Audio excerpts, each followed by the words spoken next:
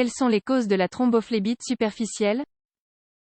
L'objectif du traitement de la thrombophlébite superficielle est d'éviter qu'elle n'évolue vers une thrombophlébite profonde. Une inactivité prolongée, suite à un traumatisme ou à une intervention chirurgicale, peut entraîner la formation de caillots, qui empêcheront la circulation sanguine normale. Cette situation peut provoquer ce que l'on appelle une thrombophlébite superficielle et affecter directement notre santé et notre qualité de vie. Qu'est-ce que la thrombophlébite? La thrombophlébite est un processus inflammatoire dû à la formation d'un caillot de sang ou d'un thrombus dans une veine qui obstrue la circulation sanguine.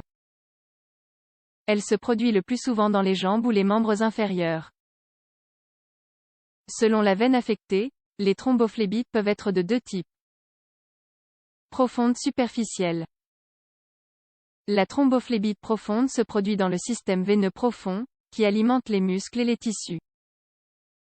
Elle peut entraîner des complications très graves, comme l'embolie pulmonaire. La thrombophlébite superficielle affecte principalement la grande saphène. Il s'agit de la grande veine superficielle présente dans la cuisse et la jambe. Jusqu'à présent, on percevait la thrombophlébite superficielle comme autolimitée et relativement bénigne. Toutefois, il faut tenir compte du fait qu'elle peut entraîner l'apparition d'une thrombose veineuse profonde et d'autres complications. L'incidence de la thrombose superficielle n'est pas très claire. Pourtant, on pense qu'elle est plus forte que celle de la thrombophlébite veineuse profonde, qui touche environ une personne sur 1000. Type de thrombophlébite superficielle. Thrombophlébite traumatique superficielle, elle survient après une blessure au membre et est généralement associée à l'apparition de gros bleus dans les tissus adjacents. Thrombose de surface stérile, c'est le type de thrombose le plus courant. Thrombophlébite infectieuse, la plupart sont le résultat d'une cannulation intraveineuse prolongée. Thrombophlébite migratoire, il s'agit d'une thrombophlébite superficielle récurrente sans cause identifiable. Elle peut s'associer à des maladies plus graves, comme le carcinome du pancréas. Symptômes associés à une thrombose veineuse superficielle. Le diagnostic est basé sur l'apparition des symptômes suivants.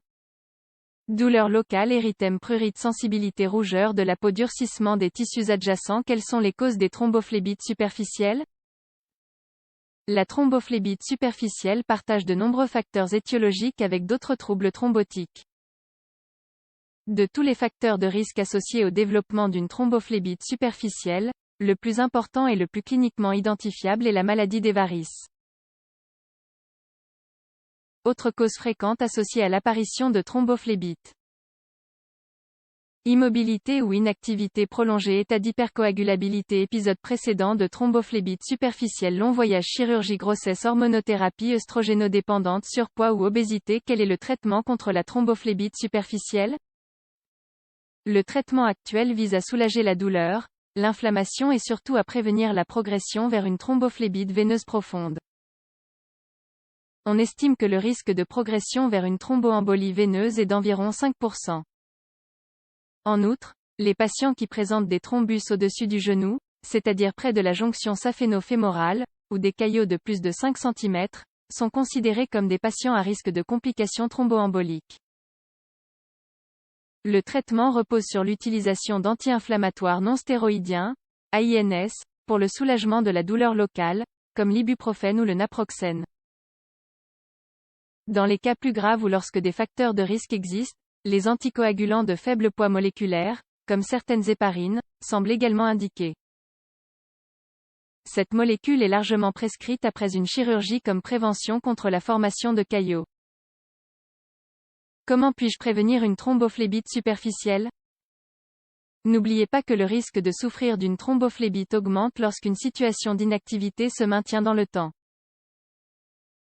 Cette situation peut être déterminée par un long voyage, un processus chirurgical ou par la conséquence d'une maladie, comme l'obésité.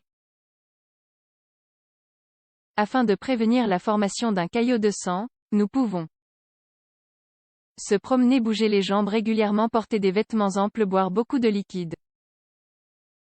Aujourd'hui, les connaissances médicales sur la thrombose veineuse superficielle sont plus nombreuses, ce qui a changé le paysage en ce qui concerne le diagnostic et le traitement de cette maladie. Jusqu'à il y a 10 ans, on la considérait comme une pathologie diagnostique banale et simple, associée à aucun traitement clair. Cependant, la thrombose veineuse superficielle se classe désormais comme une pathologie potentiellement grave, car on l'associe souvent à une thrombose du système veineux profond et aux conséquences fatales qui en découlent, comme l'embolie pulmonaire.